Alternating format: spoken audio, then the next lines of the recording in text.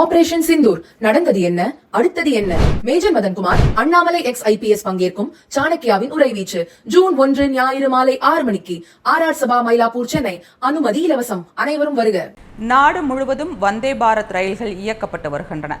உணவு சேவையில் குறைபாடுகள் தொடர்பான கருத்துக்கள் இணையத்தில் பேசப்படுவது சமீப காலமாக அதிகரித்து வருகிறது. அந்த வகையில் சென்னையில் இருந்து நாகர்கோவில், மைசூரு, பெங்களூரு, நெல்லைக்கு செல்லும் வந்தே பாரத் ரயில்களில் காலை உணவு தொடர்பாக குற்றச்சாட்டுகள் எழுந்துள்ளன. அதன்படி IRCTC செயலியில் டிக்கெட் புக்கிங் செய்யும் போது மதியம் மற்றும் இரவு மட்டுமே அசைவ உணவு வழங்கப்படும் என காண்பிப்பதாக தகவல் வெளியாகியுள்ளது.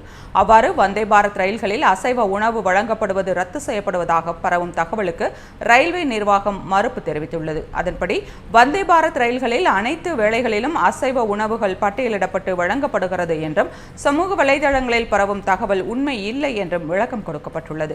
இந்திய ரயில்வேக்கு எதிராக சமீப காலமாக இதுபோன்ற பல குற்றச்சாட்டுகள் பரப்பப்பட்டு வருவது கவனிக்கத்தக்கது.